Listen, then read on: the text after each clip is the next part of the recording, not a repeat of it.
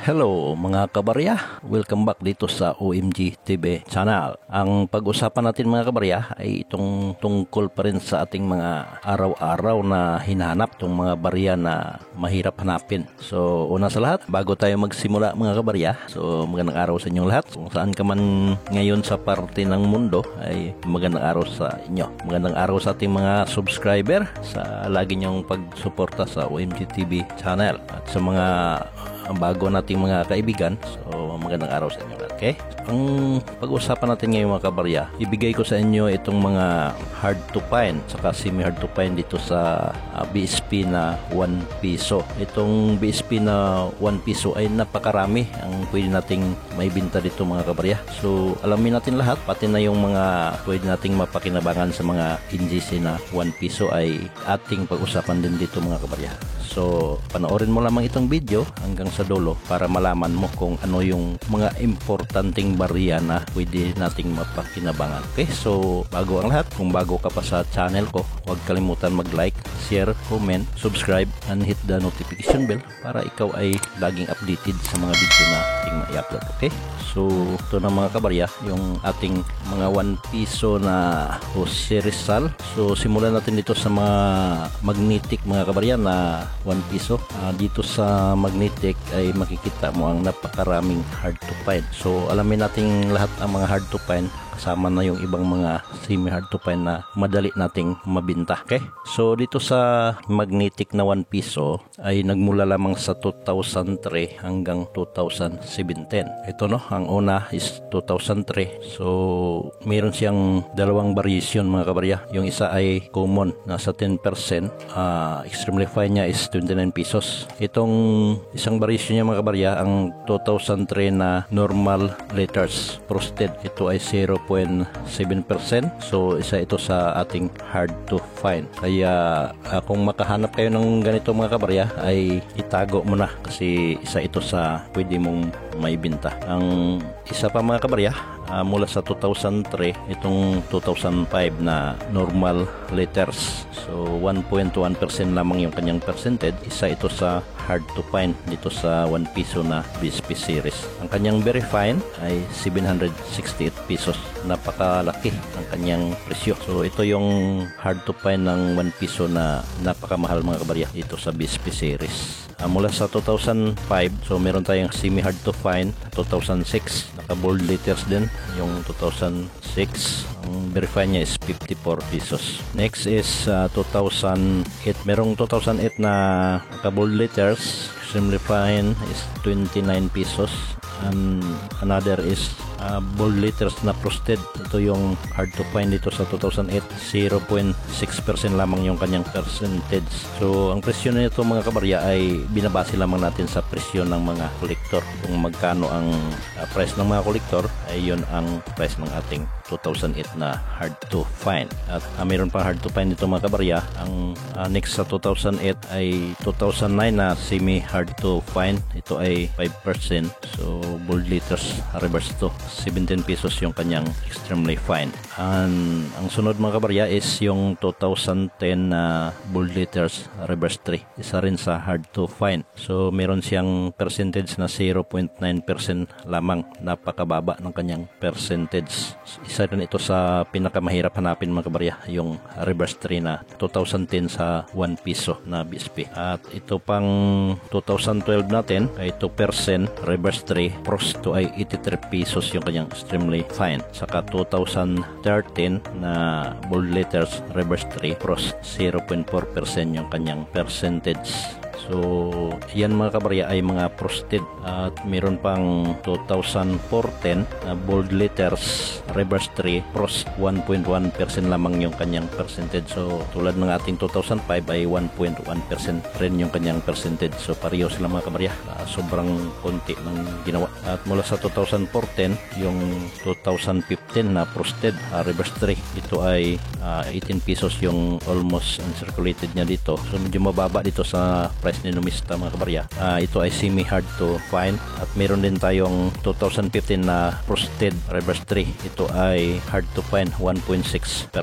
So yun nga ang sabi ay medyo mababa yung kanyang price dito. Nasa 18 pesos yung kanyang extremely fine. So mula sa 2015, ang next na hard to find mga kabarya is 2016 na reverse 3 bull liters, 1.1% din yung kanyang percentage.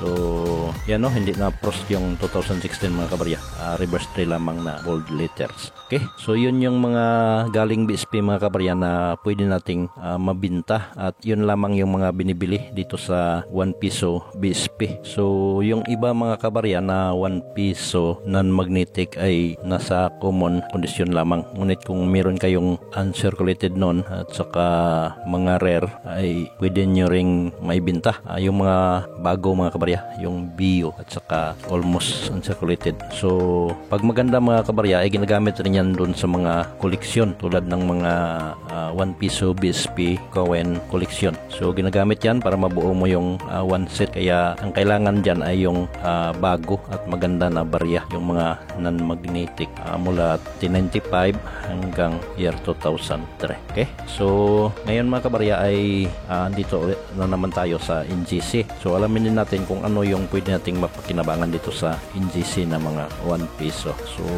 ito yung isa dito sa ating NGC na pwede nating kolektahin para madali nating maibenta ay ang 2017. Itong 2017 ay marami ang mintage nito mga kabarya. Ngunit ay dalawa kasi itong 2017 natin, merong BSP at saka NGC. So itong NGC ay nagiging collectible, kaya kinukolekta rin ito ng mga collector. So ito 2017 na NGC, uncirculated niya ay nasa 83 pesos.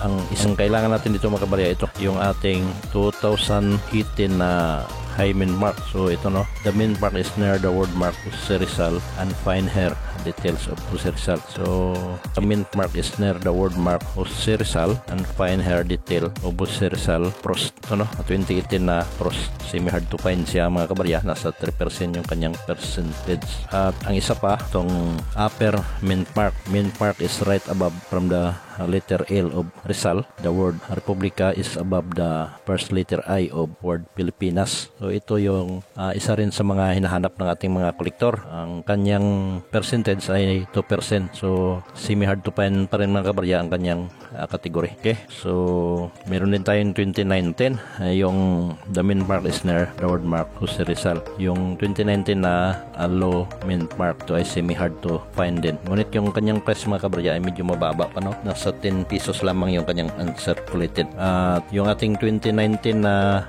the mint mark is near the word mark piso, yung nasa gitna yung kanyang mint mark mga kabarya ay hindi pa nagiging semi hard to find. So nasa common pa siya mga kabarya. Napakarami kasi nung mintage ito. Dito ay nasa 10% yung kanyang percentage. Okay, so yan mga kabarya yung mga kailangan natin na kolektahin dito sa NGC na 1 piso para ating mapakinabangan. So may mga video ako mga kabarya na mga ginawa dyan sa mga 1 piso na NGC at saka BSP. So makikita nyo doon ang iba pang mga detalye. Kaya kung meron kang tanong sa mga ganitong klaseng mga barya ay hanapin mo lamang yung ating mga video para malaman mo kung ano yung dapat mong hanapin. Okay, so yan mga kabarya ang ating mga 1 piso na BSP mula doon sa 1995. So yun ay non-magnetic hanggang 2003. Then 2003 to 2017